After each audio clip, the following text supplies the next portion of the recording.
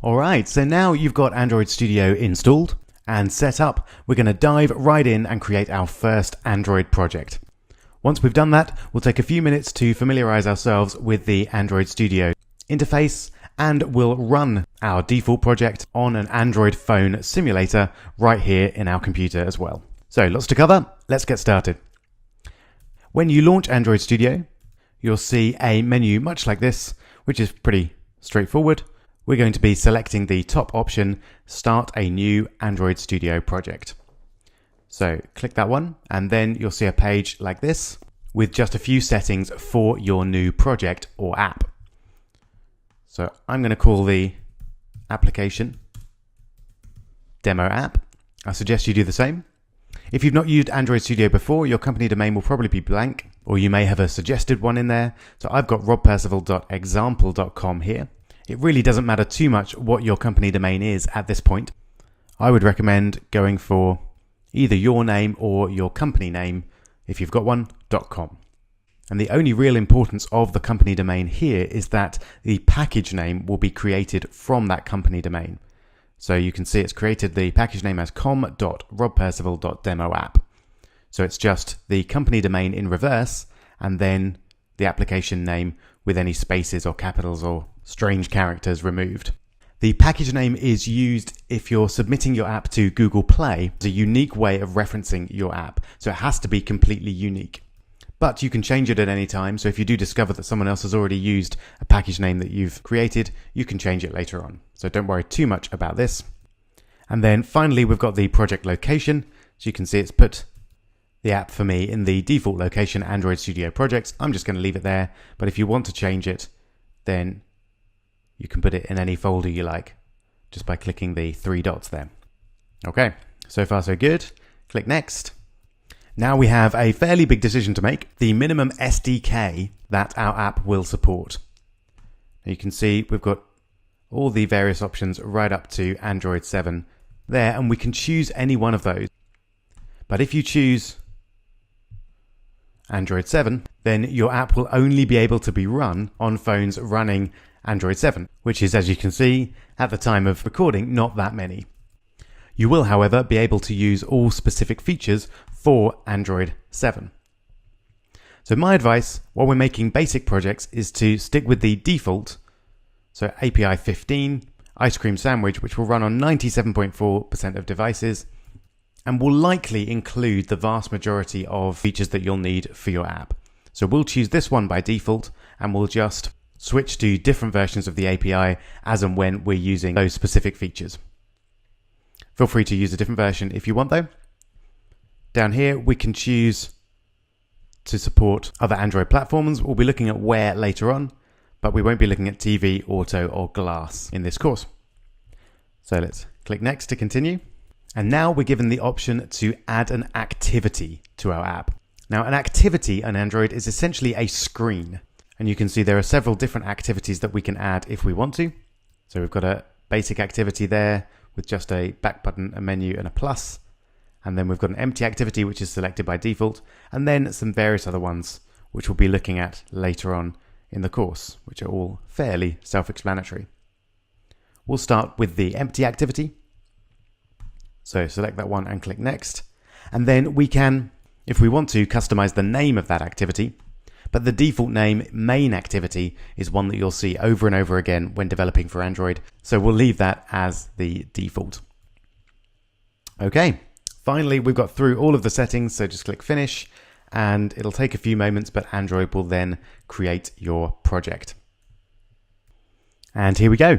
You'll be presented with a tip of the day. If you haven't already turned those off, feel free to leave those on. They're often quite useful, but I'll just switch that off and close that window. And this then is the main Android Studio window, and this is where we'll be working for the majority of this course. Looks pretty empty at the moment, so let's bring in our project by clicking number 1, project at the top left there. So here you can see we've got two options to choose from. The first is our app, and you can see by the little folder symbol that this is the selection of folders and files that make up our app. The second is Gradle scripts. Now Gradle is an open source build tool which essentially is what Android Studio uses to build your app from these folders and files. If we want to, we can add in some scripts to do some custom work in the build process. We'll be doing that later on in the course, but we don't need to do anything with Gradle scripts right now. For now though, we'll look into the app folder by clicking the triangle, and you can see we've got 3 folders within that. So the first is manifests, and in the manifests file we've got a single file which is Android manifest.xml. If we have a quick look at that, we don't need to worry too much about the code. All we need at this point is to know that the Android manifest contains some basic details about our app, such as the icon, label, so the app name there, the app theme, etc. We'll be editing this later on, but for now, we'll just leave it as the default. At the bottom there, we've got our res folder, short for resources, and this is where we'll be putting things like icons, images that we'll use in our app, or music that our app needs. Finally then, the middle folder, Java, is where the real meat of our app lies, and specifically we're going to ignore the 2 test folders for the moment, and in that first folder, com.robpercival.demo app, we'll click on main activity, and this is the main file where code for our app is run.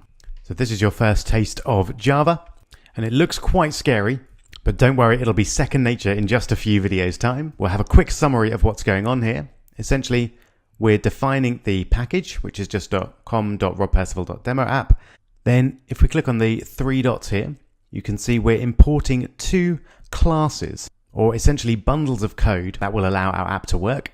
We'll be importing many more classes later on in the course, but for now we've just got the default 2. The first is app compat activity. Compat is short for compatibility, and essentially this makes sure that our app is backwardly compatible with as many older versions of Android as possible. And then we've just got the operating system bundle, which allows us to work with the Android operating system. And then finally here, we're creating a class called main activity, which will allow us to work with the activity that we created. So remember, the screen will display to users. Now, I'm not going to go into this code in more detail right now, but we will be covering it extensively later on, so don't worry about that. For now, though, we're going to go back to res and look in the layout folder, and you should see activity_main.xml. So double click on that, and this is where we'll see what our app actually looks like. And there it is. It looks slightly horrendously complicated, but again, don't worry, we'll break it down in no time at all.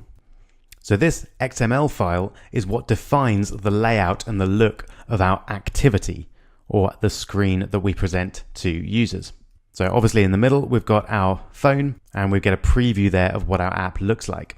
On the left-hand side of this window, we've got various user interface elements that we can drag into our app. So we've got some layouts, you get a guide from the little icon as to what they might do. And we'll be looking at all of these layouts later on in the course. And then we've got what are known as widgets. So things like text views to allow us to display text, buttons, radio buttons, checkboxes, switches, you get the idea. Progress bars. Then underneath that, we've got text fields, which we can use to get the user to enter some information. We've got containers for things like lists or videos. And then we've got various date and time features, so a date picker and a clock.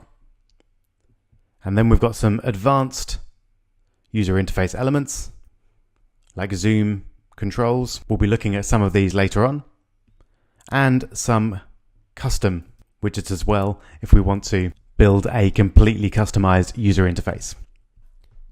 So we'll be looking at those in more detail later on. But for now, let's just run on and look at this top bar here. So we can quite easily switch to different devices. So if I wanted to have a more tablet-sized device, I could switch to a Nexus 10, and this would give me a preview of what my app would look like on a tablet. And I can also switch to portrait and landscape mode very easily. I can even change the app theme right there. You can see there's many different themes to choose from. I'm going to leave it as the default for now. I can switch activities if I want to.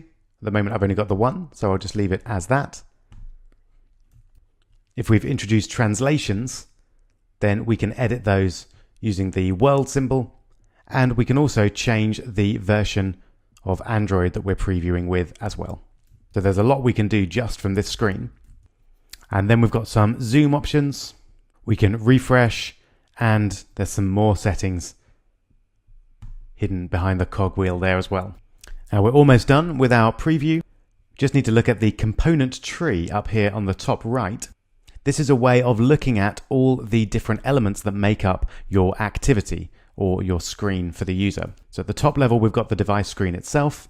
And then within that, we've got a relative layout, which essentially means that everything is laid out relative to what's around it. So if I was to add a second text view beneath the tiny Hello World one there, it would be displayed relative to the first one.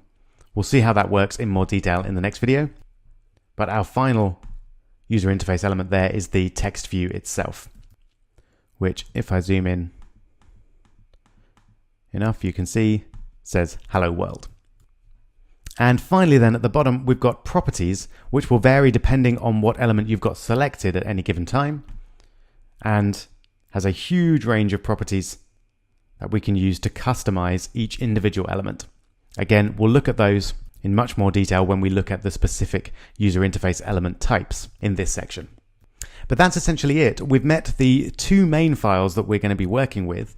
That is the mainActivity.xml file, which controls the layout, and the mainActivity Java file, which controls what the app actually does. Later on, we'll also be looking at editing the manifest and the Gradle scripts, but for now, those two files are really the ones you should be concentrating on. All right, so our final thing then for this video is to actually see our demo app in action. And we do that by clicking the green play button at the top there. And this will allow us to run our app either on an emulator within our computer or on an Android device attached to our computer by USB. So we're going to go for the emulator here, and I haven't set up any yet, so I'm going to click Create New Emulator. And now you can choose between a huge range of different devices. That's a list of phones. We can choose tablets and Wear and TV devices as well. I'm going to go for the Nexus S simply because the resolution works out well for my screen. But you can choose any one of these devices. It really doesn't matter. Then click Next. And then we can choose which version of Android our device will run. You can see we've got a range of options here, from gingerbread to marshmallow. You'll notice that some of them have got an _64 at the end. This is because they're 64-bit. None of our projects particularly use 64-bit architecture, so it doesn't matter which one you choose, but I would recommend choosing one with Google APIs built in. This will make things like integrating Google Maps and Google Play much more straightforward. Unfortunately, at the time of recording this video, there isn't a version of Nugget with Google APIs built in. So I'm going to stick with the recommended option of API level 22. And again, we'll switch to a different version as and when we need to. But you can choose whichever version you like. I would recommend one with Google APIs. And then we'll click Next. And you can change again the device name, the Android version, and the scale default orientation. You can bring in some hardware optimization on the emulated performance if you want, but I'd leave that as automatic. The device frame is just that little bit of a phone, like what we saw earlier on in the app preview. I think that looks quite nice, so I'm going to leave it there, but you can disable it if you want to. Okay, so then click Finish, and that will then create your AVD or Android Virtual Device. And I would use the same selection for future launches. Just makes it a little bit quicker, saves you having to select it every time, and then click OK. And this will then launch your AVD and run your app within it. It will probably take about half a minute or so, depending on your machine. One advantage of Android Studio 2 over the previous version is that the emulators do run a lot faster. And here we are. Here's my device. So it's currently launching. You can see we've got a nice set of options down the right here. We can change the orientation. We can take a screenshot. We can change the volume. And we can press the default Android buttons there as well if we want to. But there we go. You hopefully saw the Android home screen there. But here is our app. Takes a little while to readjust to the orientation change. Let's put it back up the right way. And there we go. So congratulations, you've run your first Android app in the emulator. And it does indeed look reasonably like was predicted in the preview that we saw down there. One final thing to notice is that down at the bottom here, we've got loads and loads of logs or information about things that have happened with our app. This is a very useful area to be getting into when we start building apps and looking for errors or making sure that our apps are running as we think they are. But for now, really, it just tells us that our app is up and running. So there we go. That's your whirlwind introduction to Android Studio. Hopefully you now feel reasonably comfortable with how the software works, and in particular the relationship between these two core files, the XML layout file and the main activity Java code. In the next few videos, we'll be focusing on the app layout, and we'll be adding some different widgets to our apps and then customizing them, starting with the text view in the next video. See you there.